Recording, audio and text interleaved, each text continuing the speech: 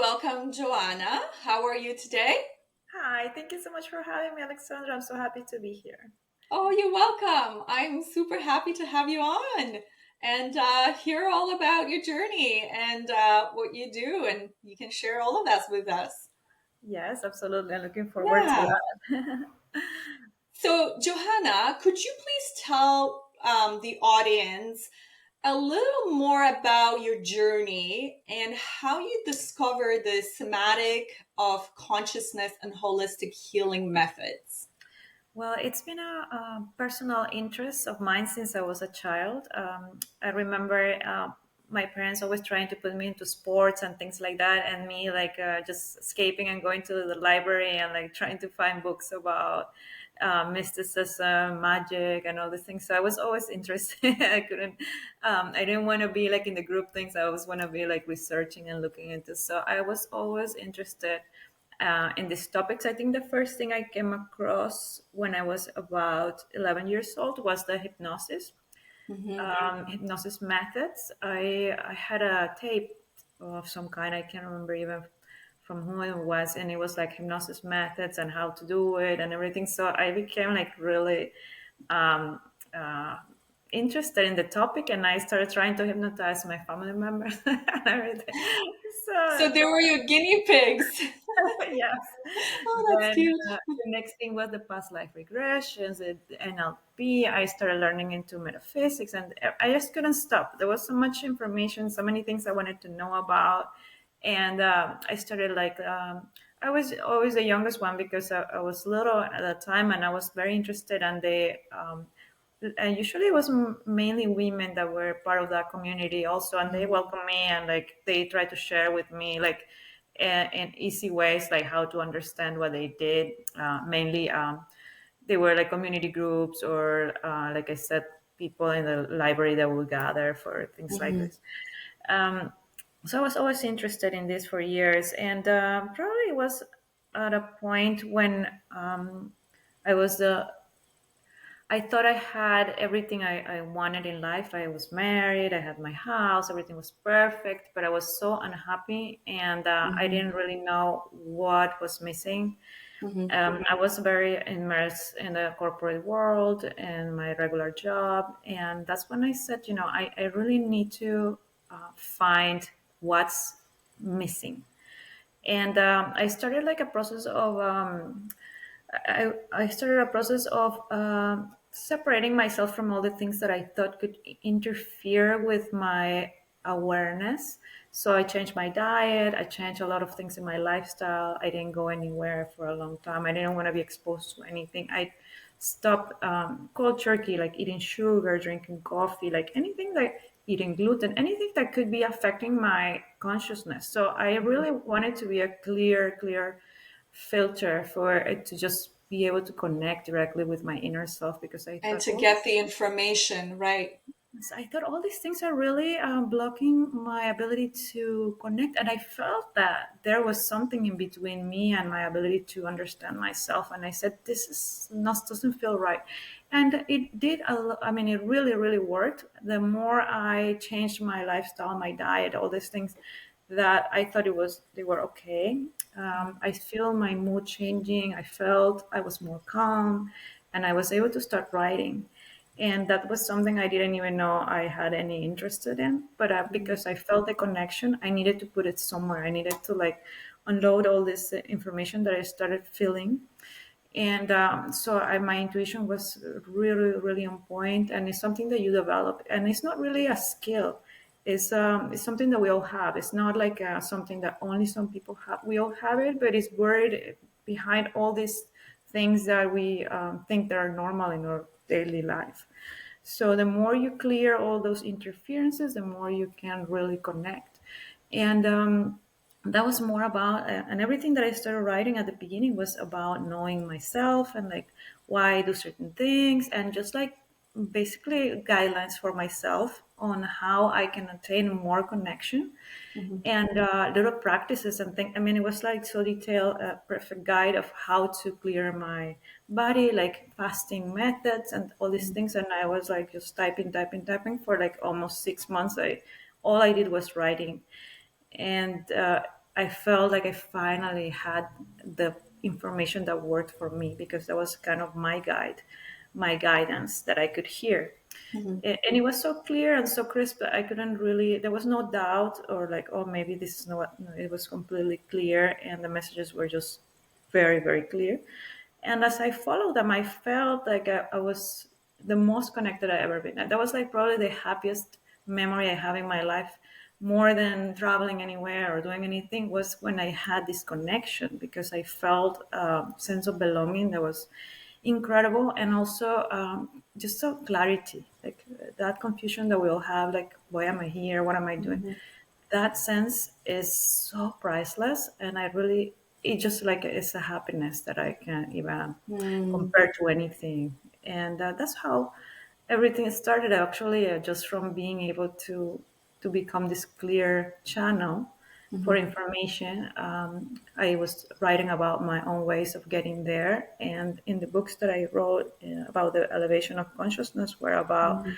how to reach that state and follow that those same patterns. Basically, is like what I did to get to that point.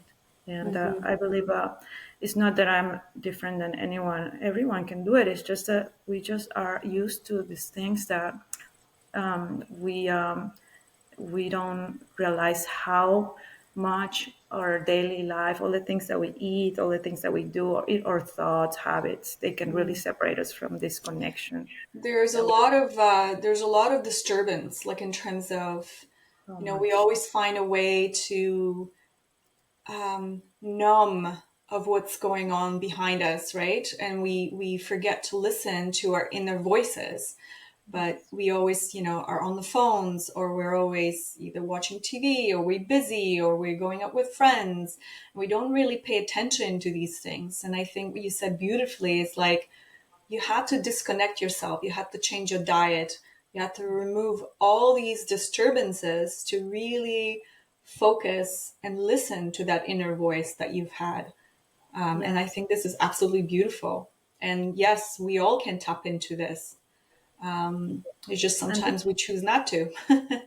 exactly. And this connection can go as far as you want. I mean, at some point, I Mhm. felt that I hadn't seen anybody for like a year, and I thought, okay, this is enough. I need a little bit of also context. So you can really manage it. And it's not that you're going to be hiding at home forever, but that was something I wanted to do.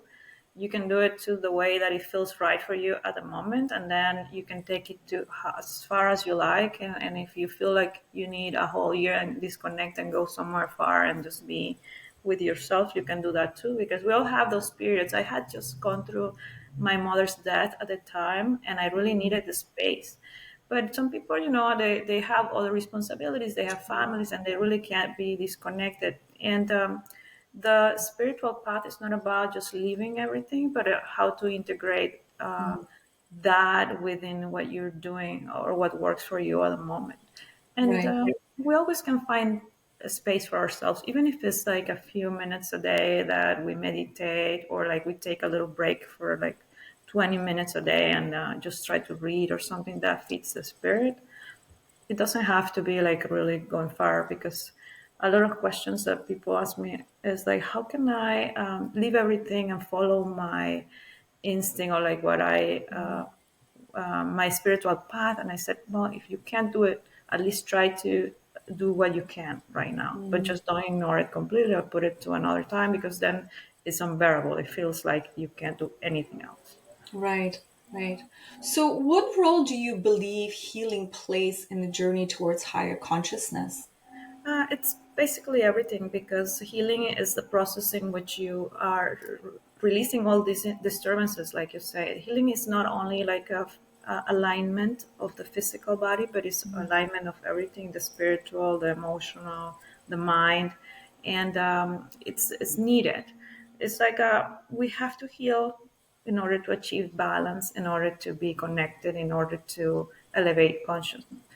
And there are some things that are and the important thing is, like, once you reach a certain level of consciousness, that keeps feeding back into your healing. So it's like you're maintained at this level. It's easier once you reach that certain awareness. than when you're starting. Of course, at the beginning, it's going to be harder because you have to make changes. But once you reach those changes, and once you reach that level of awareness, oh, what was I doing before? Why did I did these things? Then it's easier to just maintain. It doesn't get. It's not that difficult. It becomes like your new level of things that you like. Let's say Mm. changes everything, and it's harder to go back to the old ways after that. Yeah, but do you find that people have a hard time to do that change? Do they Yes, reverse? Do they go back to the old ways and then yes, they try it actually, again? yes, and I see that a lot with when it doesn't really come from you, or if somebody is trying to tell you, oh, you need to do this. If it is not born from your own interest, it's definitely Mhm. not gonna stick. You have to be the one that starts it, and that Right. happens with a lot of people that are going through, like, let's say, addictions or issues like this. And Mm. if they're not the ones who really want to initiate the change, it's not going to really be as powerful as when somebody tells you to do it, of course. I mean, when somebody tells you to, it's not as powerful as when you decide to do it Yeah. yourself. So it has to come from you.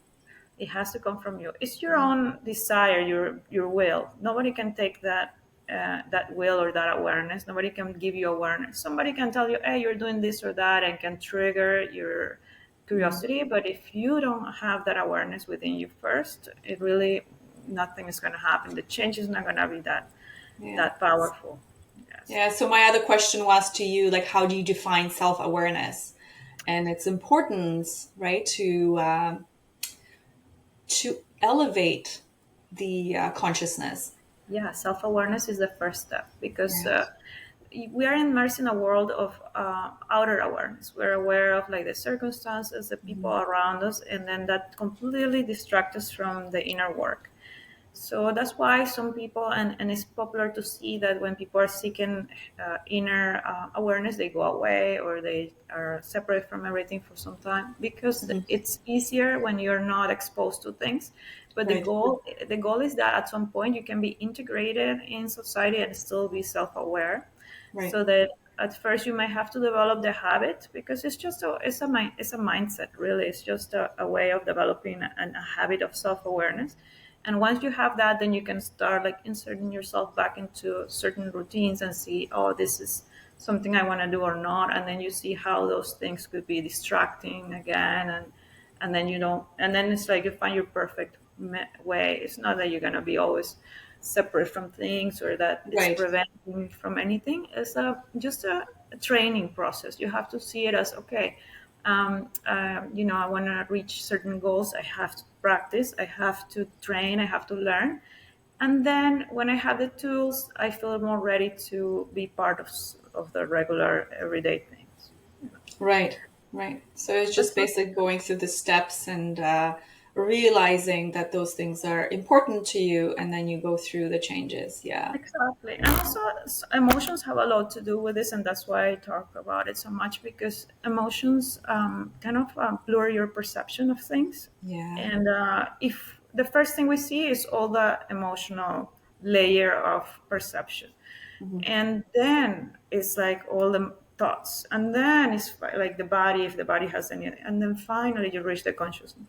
And that's why in my books I have three books. One that talks about the body, detoxifying the body, it talks about the mind and the subconscious mind, and another one that is more about spirit and consciousness, and they're like in that order because first you have to really clear the emotional layer that is it's kind of like the one that is more basic, more into like a in the animalistic instinctual, like that, but that comes with just not nature or Hmm. emotions, and that is really strong in some people, especially people that deal with anxiety. They are very resilient to change and they Hmm. don't really feel comfortable with change. So first they need to work in changing their diet, changing their habits and things that help them overcome anxiety, and then it will be much easier to look into other bigger life changes like changing elevating your consciousness, being more into Right.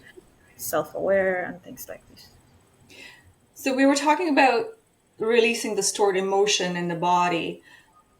Can you talk about a little bit more about releasing the stored emotion, especially the heart? Because I think a lot of us hold that emotion in our heart.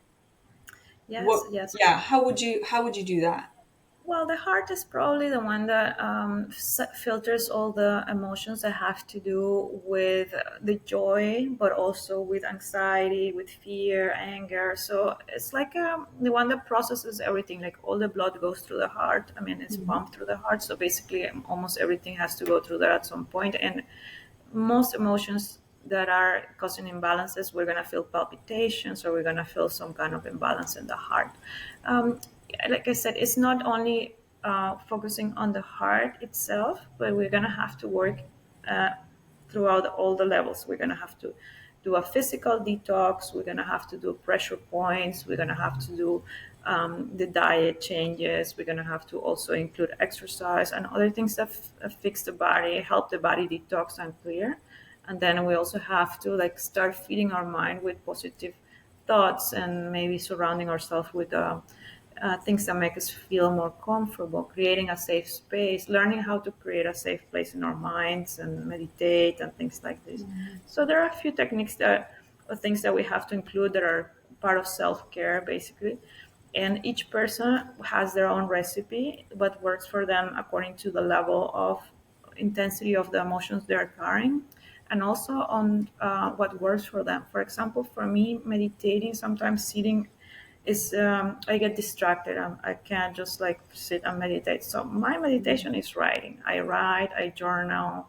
I like just doing the little graphics I do on my page. Oh, that's my meditation. And when you see me putting a lot, it's because I'm really meditating more that Yeah, day. Like, I yeah, need to do my drawings. I need to do my writings. That's my meditation. yeah. I'm And like you. I can't sit in one spot. For me, it's walking in nature. Walking yeah, nature, connect with the trees and the surroundings with me. That's listening to the birds. That's my meditation for me, for sure. yeah. And I thought, I think a few years ago, or maybe in the books, one of the books too, I can remember now. I talk about walking meditation because it's Hmm. like another level when you are not sitting, but actually you're moving and you're trying to reach that connection. Hmm. And I usually say, you have to be in a safe place where you're not gonna just run into a car. So, like, make sure you're like in a path, in a some kind of park or something where you're protected and just walk around and try to feel the connection. And it's amazing because you start seeing the colors change, like how everything gets more enhanced. Mm. Everything's your senses are more enhanced, and that's your indicator that you are connecting to a higher level because in a higher level of consciousness you see Hmm. more and you hear more and you feel more. It's not, it's like somebody just went from like HD to like 4K like well, Yeah, with all yeah, this. Wow, it's interesting, and that's just your own yeah, consciousness. Yes. yeah, yeah. It's so important to connect within ourselves and the higher consciousness, like you mentioned. Um, we tend to, like I said earlier, we tend to get so busy, and we forget to stop on our tracks and to listen. Yeah, Yeah. The problem is that we're going to be reminded later that when it's too late and we feel overwhelmed because we need it. We need the connection. yeah, That's we're here to learn that, but we try to push it and deprioritize it. yeah, And some people live their whole lives deprioritizing that until they're older, and then they finally reach that calm and that they don't have an ability to physically do anything, so they finally have the time there to create some awareness, and then that's why they say older people are wiser yeah. because that's when they can actually do it. But we can also develop that from now, so it doesn't Hmm. have to wait until this. You cannot really use it to apply it for your everyday life. Mm. Yeah, no, that's true. That's true.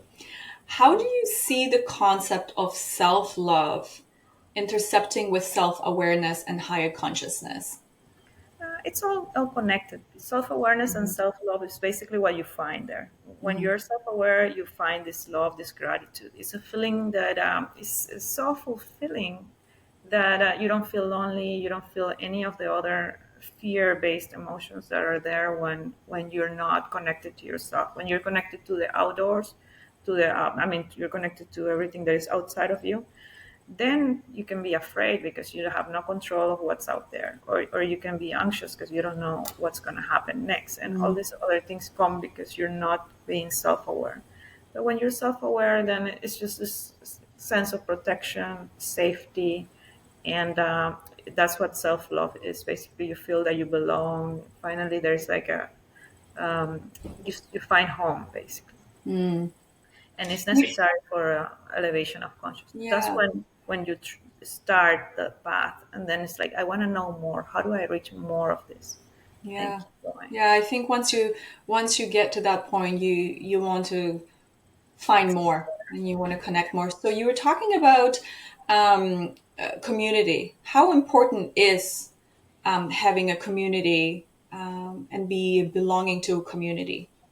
It's important because it just it kind of reaffirms that you're not the only one in this search, and the community doesn't have people that you necessarily know. It's just other people, or like even an environment that just affirms the energy that you are. It's also there, and it just Mhm. feels like family. Like, for example, you and I are talking, but it doesn't mean that we had to meet for many years to feel like there's a community, there's a sense of friendship. Mhm. So this is beautiful because you sense like that humanity there, like, oh, we're all here for each other. If somebody needs help, they can reach out, they can ask me a question, and I'm happy Mhm. to help. And that's how we create that community. Sometimes we don't find it at home, we don't find it in our closer relatives, and we feel discouraged because we think we are born into a family and they have to be our community. But many Mm. times it doesn't happen that way, and you have to find your own community, which basically is other people that resonate in the same energy and have similar interests and can help you grow those interests more. Right, right. I think that's very important. It's like being in the community to help each other Exactly. grow, right? Yes. So, yeah. Could you share some insights from your book? One of the series, I believe it was The Power of the Elevation of Consciousness. Yes, of course. So the power of the elevation of consciousness is a trilogy. We have three books there, Mhm. and there are three different ways of how to reach the elevation of consciousness. Mhm. One is from the body, like changes that you do to your diet, like foods that are full of energy that help you connect more, movements that will help you breathe more, and techniques to like kind of visualize and do things with the body. So that's important because some people are less able to work the mind part, and they try everything logically to tell their mind, look, this is not a good habit, but it still doesn't work. So they Mhm. have to use the body and try other techniques. They're tapping and detoxing and doing that part, and then going back to the mind part. And then the first book was more about finding the true self. The it was about the spiritual search and why we're doing this and why we need to connect more to who we are, and how to leave the identities. It's about identification with emotions, identification with trauma, ideas, and all these things. Like, who am I based on all the things I believe or that are stored in my body and that are telling me that I'm this emotion or I'm this person Mhm. that I feel, but I know it's not me. So how do I detach from all that and reach the elevation of consciousness, which is leads me to my true self, which is the version of me detached from all those identities. So a series of exercises that are more about visualizing ourselves without all that baggage, and how do we feel, and how can we make our senses more intensified with these breathing exercises I was sharing with you Mm. about, and also like how to clear the energy centers, visualization practices, and all those things that I was using myself to reach my own elevation of consciousness, and Yeah. information that I knew from research, and also information that I knew from the times I was writing my own my own guide for myself and how to heal myself. And I thought they were so powerful and so beautiful that I said I had to share this with everybody. And Mm. I had workshops, and we had group classes in person and also online with groups. So we were following the exercises, and it's beautiful because we all had kind of the same sensations together going through the healing Mm, practices, and mm. it just felt like great to like be It's the able. community. It's the community. And I think once you're in that community, you can really elevate that Yeah, sensation in your body. Yeah. yeah. Yeah, and we all had our own transcendence into what we were looking for. Like some people were Hmm. trying to find answers to questions, others were trying to get over a difficult situation. Hmm. I wanted to like know how I can serve more and what is the next level of information that I can find to share. Hmm. And so we were all finding the answers to what we needed. It was not really like an agenda, like, oh, you're going to see this or you're going to, it's like whatever you need is what you're going to get, because that's why it's your journey, it's your self awareness is going to tell you right now, this is what you need. Maybe in 2 years, you repeat all the exercises and the same practices, you're going to find another answer because that Right. is what you need then. It's Right. a different search, you change, you already improved here, and now you're in a different part of your life where you need a different answer. So this is where you're going to find. And that's Mm. what the books are about, are basically practical exercises. I think each book has like 20 exercises. I Hmm. like practical things because there's some concepts, but if you cannot really take it to the practical level, then they're just concepts. And Right. I think there's enough concepts that people can find anywhere else if they want to research online or whatever. But I Hmm. said, let's get to the work, let's do this. And that's what my books are always about, some kind of practice or some kind of exercise. Or Well, no, that's great. I think you need that foundation. And I think once you have that foundation, then you can reach, you can contact you or you can do your research on Google, whatever it is, to find that next level of where you are, right? So this is beautiful. Yeah, thank you for sharing about that. yeah, sure. I think the books will be very helpful to a lot of people when they're in search for, self-love, self-awareness, higher consciousness, and things like that. So yeah, thank you for sharing. Yes, and now the next part, I mean, that I've been working on for a year now is the emotions in the body. That is going to be the next book that I'm going to work with. Also, it's going to have a journal and it's going to have a workbook because there has to be like practical Hmm. exercises. And I want something that people can use anytime that they need to go back to Hmm. it and say, okay, I need to repeat this because today I feel like this. So practical enough and easy to use, because that's when sometimes we give up on the trying to heal when things are Hmm. complicated. So Yeah, the easier, the better. Just follow 10 steps to try to do something on your own that makes you feel better yeah, and keep going. yeah. So that brings me to a question on what are some common challenges that these individuals basically can face when they are on a journey of self-discovery. Well, the first things are following trends. Sometimes they think people are looking for identity. So the most common things is that they find identity in a group.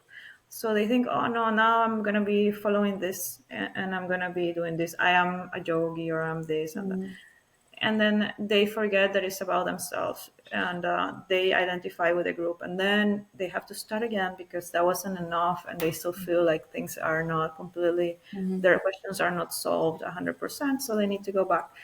So I always recommend them, like, before you join, try to set yourself apart instead and like do the inner work, and then go and see what interests come to mind, and maybe instead of like fully identifying with a group or another, just see what you can learn from each one of them, but knowing who you are first, so it's not confusing for mm, you to towards your answers, and then you can still use that and join different groups, and you will see how much more diversified you are than just one or mhm, two. Like you can be anything, you can be anywhere.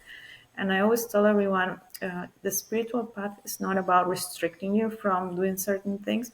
It's about opening up so you can do everything you want. You can be rich, you can go to places. There's no limitations. There's no this self limitations about who we can talk to or what we can do or yeah. who's good or bad. It's about yourself, and nothing can really change that. Nothing around you can change who you are, if you're really sure and you really have done the work and you have seen yourself, then you can interact with things in any way you want, and they're just going to improve who you are.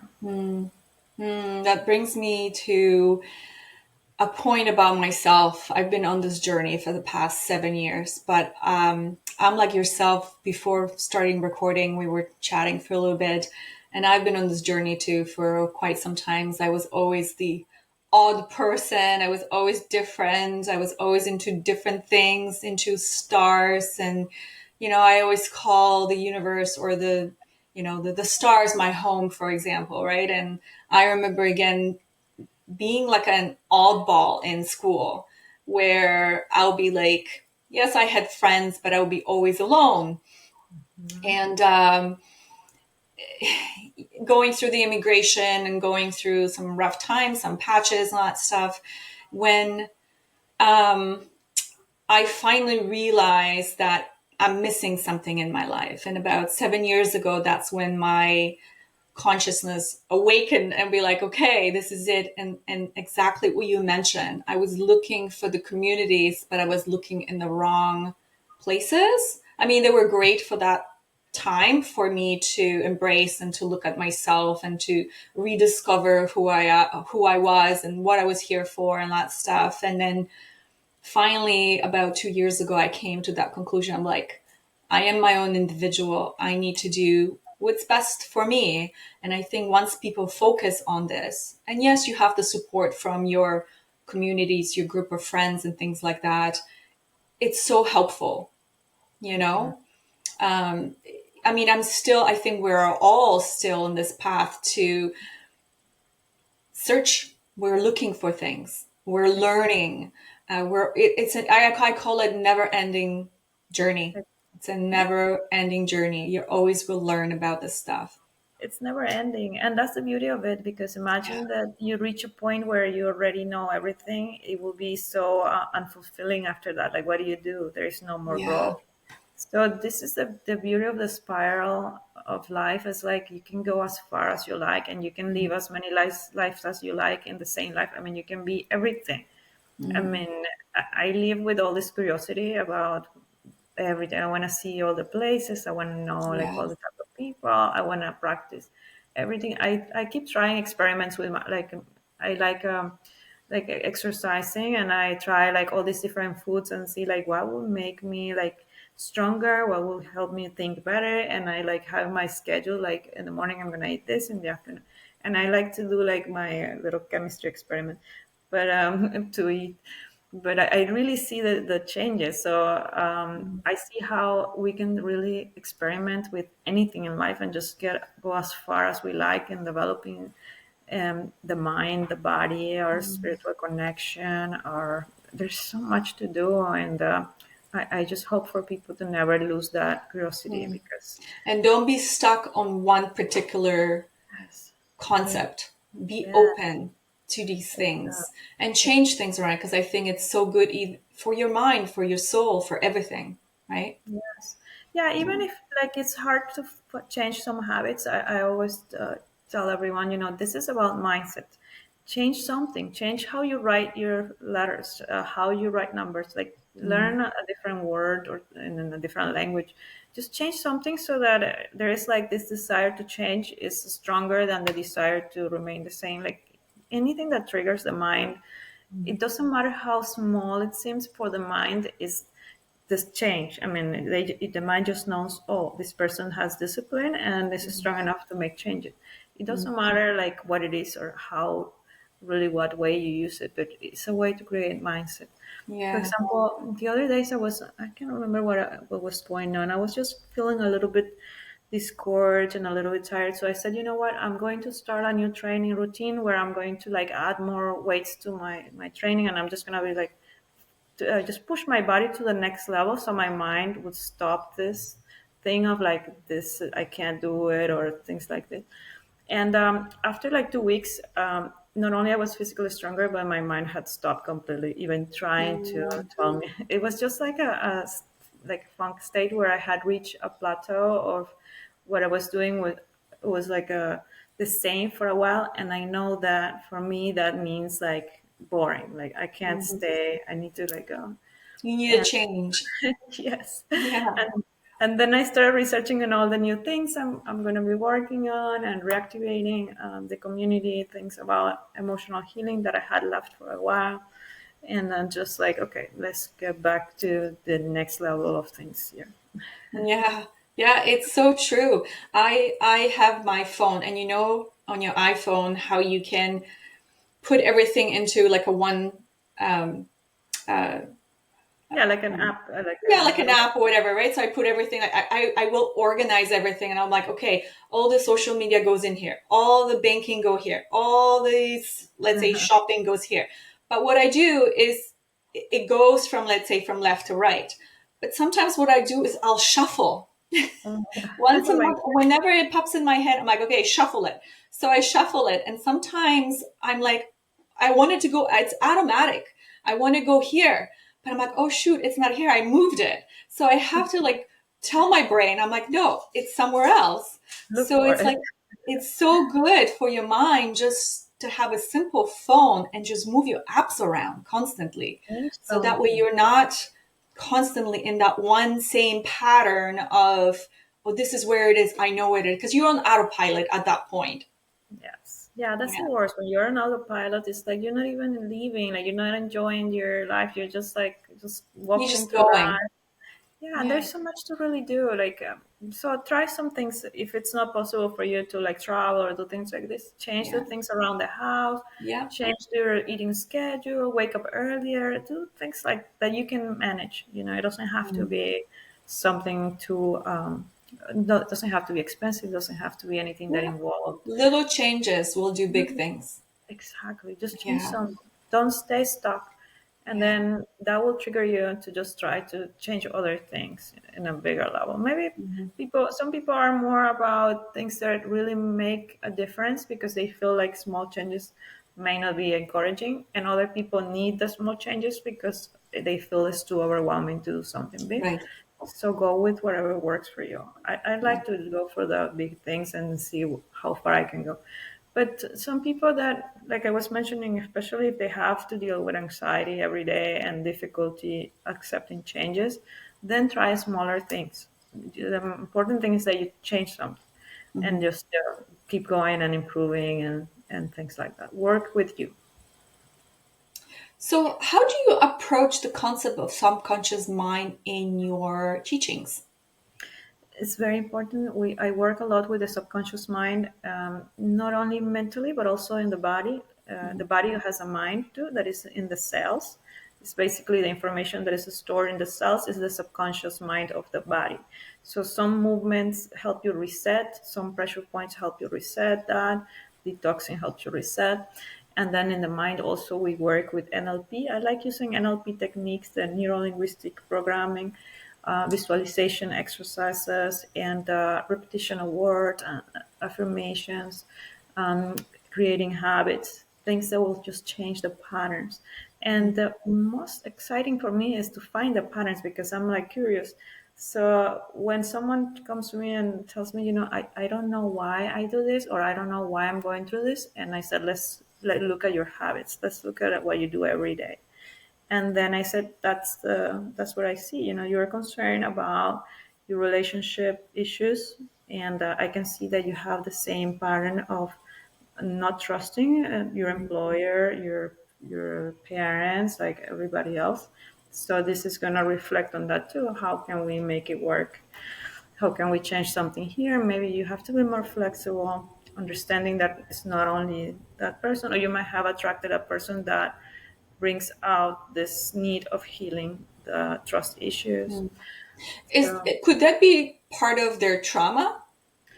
yeah, absolutely. The trauma is what we were saying, the identity that we create from memories, and Right. we have to be able to release that identity to see the true self Right. that lies behind the trauma. Yes.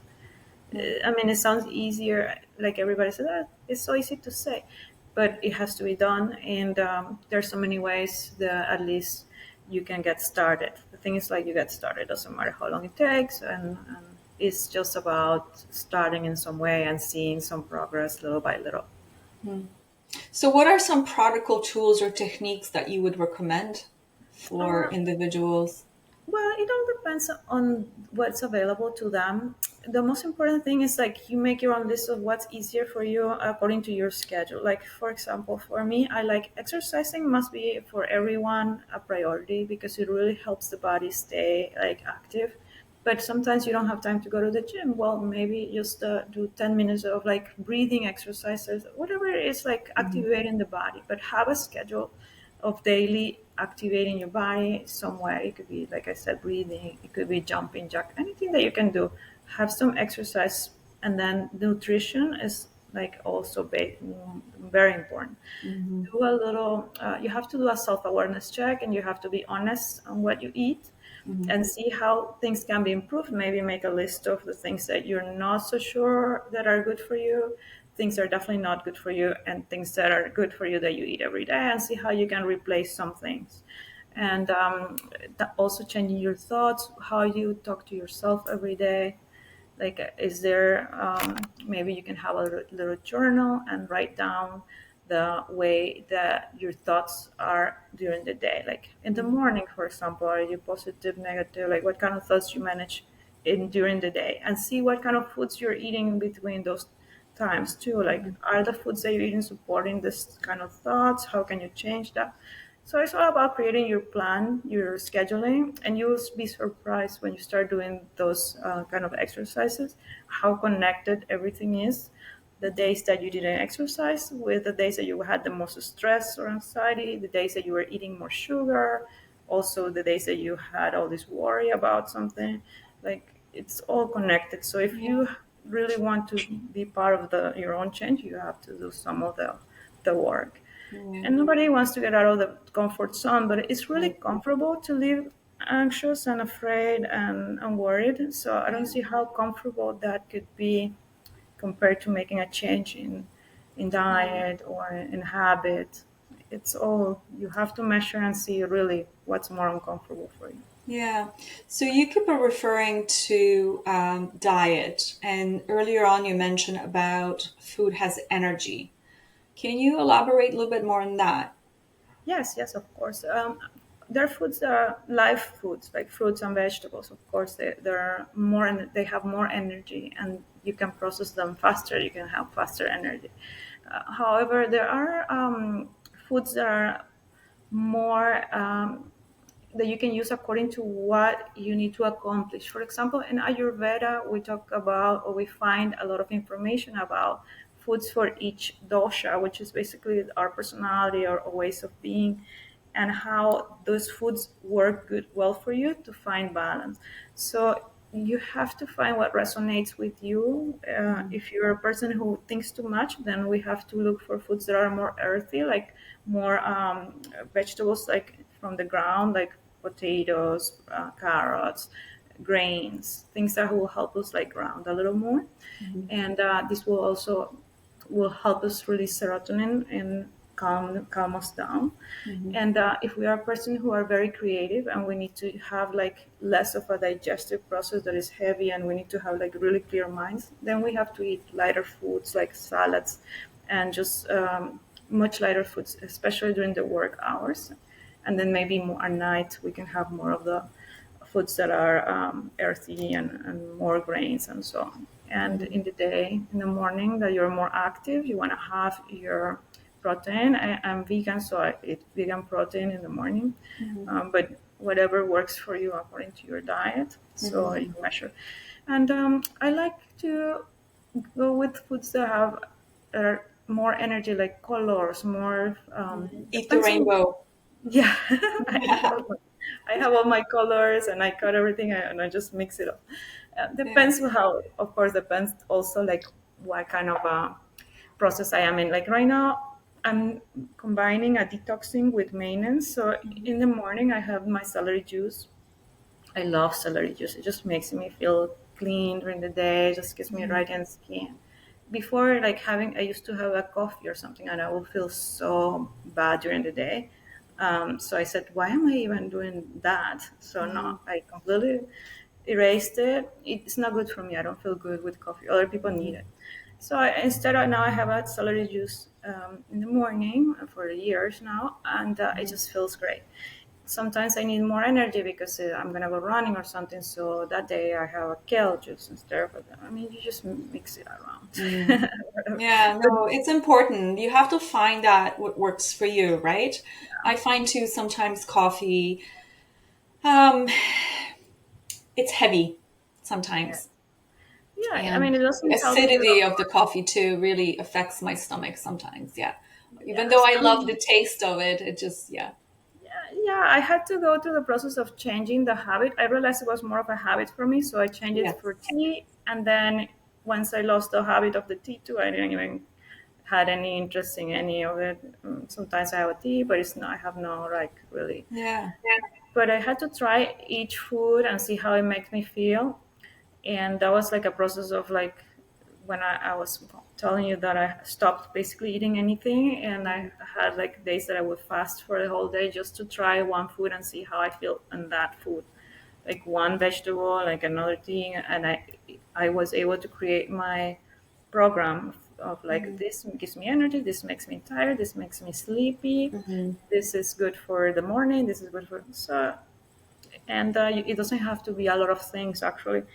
I don't remember who this was, but I agree with what he was saying that if the least things you eat, I mean, in the variety, it doesn't have to be like a lot of different things. You can have certain things that work well for you. Like when you have a routine at the gym, you always repeat the same exercise, you eat the same food because you want to see the progress with that. And then you change it to another one. No. It's like the same things we can do with our diet. Like Mm-hmm. test what it works for you, and then you start making changes, adding things here and there, making Removing sure you certain foods. Yeah. yeah, Mm-hmm. it's so important to have that habit. And I see now more and more people that have nutritionists in their like must have uh, Mm-hmm. people, like they have trainers, they have nutritionists, they have some kind of teachers for different things, coaches, people that have private chefs. I mean, not everybody has the Yeah. ability, but that's I see a raise on like awareness of nutrition Well, I lately. find it that we are also so bombarded with so many Western foods, right? Everywhere you go, you have these billboards, you have these commercials, you have all that stuff, and the subconscious mind is like picking it all up, and you're like, "This is what I want," and you see this beautiful Big Mac on TV, and you're like salivating because you're like, "Oh, I want this Big Mac," which is not good. It's like it's okay once in a while, but Yeah. stay away from that stuff. So, Exactly. Carry your food with you and be full all the time of the good things so that yeah, doesn't even trigger yeah, anything. that's it. That's it. So, what advice would you give to my listeners who are, for example, interested in starting on their own journey of self discovery and obviously elevating their consciousness? Well, the most important thing is to don't get too attached to each thing because it's going to change. So today you have an interest, follow that interest. Don't wait until it changes. Follow that interest and see what it is, and be okay with being interested in something else 2 days later. It doesn't mean that you failed. Doesn't mean that. It just means that you're curious and you had some little information to pick from that thing, and now it's time to go into the next thing. And it's okay to go from thing to thing until you have felt that you have fulfilled your interest Mm. in that curiosity. And you never know how you're gonna get to what's really the good thing for you. I remember that for me, at first, many years ago, when I had a before I could reach like really connecting with my heart, I went to take singing lessons because I thought, I feel like I am very soft spoken, and for some reason I don't project enough intensity in my voice. So I'm going to take the singing lessons to see if that helps me, because I thought the problem was my voice. I go to the singing lessons, and I'm probably there in my second week with a teacher, and she's like, you sing well, but do you see yourself like a singer? I'm like, no. Then I'm like, what are you doing? Like, I really need to know why I can't. And she said, let's try this. Read something. Like I had a book, a real estate book in my purse, and she said, just read something from the book. It was an investment book, and I was reading like just a few paragraphs from that, and I was like, and then she said, now talk about something that you like. And then I started talking about the elevation of consciousness, energy healing. She's like, this is like two voices, two different people talking. So the difference is not that it's not on your voice. It's like in one thing, you're not connected from your heart. You're just being really logical and going with your mind. And the other thing, you're talking from the heart, and it's another voice, and it's a whole different energy projected into this. So you don't need, she said, single message. You just need to find what your heart wants. And that was a message that I found in a single lesson. And it was a really changing, it changed my life because I realized that I had a lot of things in my heart that were covered. uh, Compressed, they yes. were suppressed, and my heart was like a rock. So I did a lot of work to see how can I open this heart, because I had all the intention and all the willingness to change, and but my heart was completely closed. So at that time, what came to me was a magnetic killing technique that I learn and I apply to. And with some magnets, I started working and like releasing the emotions that were stored in the heart. So that the science about that, it was that, or the theory on it, it was that you bring the consciousness of the emotion forward, and then with the magnet you clear it. And then I did that for some time, so I felt like release. The problem was that when I did that, I could see the truth, like where I was doing, like my work, my relationship, everything was like, oh my God, now I can hear the words that I didn't want to hear. I can see what I didn't want to see because my heart was closed and I was numb and I couldn't feel anything. And then I could feel everything, and it was like, oh no. I opened like this door that I didn't know it was going to be so painful. But then I adapted, and I had to make changes because it was unbearable. But life became so much better after that. So it's like changes are gonna be painful, and then they're gonna be great, and like that's like a bicycle that you're gonna be riding for a little while until you have your boundaries and everything, and then it becomes just this place of comfort, safety, and a place where you can grow more, and you know that you're safe. It's very important to find that safe space for sure. Yes. Yeah. Any final thought you would like to share with us? To just never give up on continue to have that curiosity about life, because there's so much, and if something doesn't work doesn't mean that you don't work. It means that that's not the answer for you for the things that you need to learn right now. Just keep going, and something else will be more for you in that moment. So just don't be discouraged by things not working out or not working the way you want to. These are just not the right things for you. Maybe you can revisit them later. And when you do, maybe you no longer have that interest anymore because you already went into another direction. So something that sometimes doesn't work for you is ends up being a blessing. And just trust how life works, and just keep going and following your passion and being a good person along the way, and everything will work out the right way. I love this. Thank you. My pleasure. How can my audience message you or connect with you? Obviously, I will put everything in the notes at the end of the show, but if you can share that with us, that would be wonderful. Yes, you can find me at healersofthelight.com. There on my website, I have a contact form, also on Instagram, of course. But who knows, things change. They sometimes don't like people talking about healing. So if you don't see me there, I'm in my website, healersofthelight.com, and I'm always welcome to any questions, any way I can help. Very happy to help. I'm sorry, my dogs. Oh, cute. Well, Johanna, I really appreciate your time and your information. I had absolutely amazing conversation with you, so I truly, truly appreciate it. Thank you so much. Thank you. It was so great talking to you, Alexandra. I hope You're to see you welcome. soon again. Bye. Take care.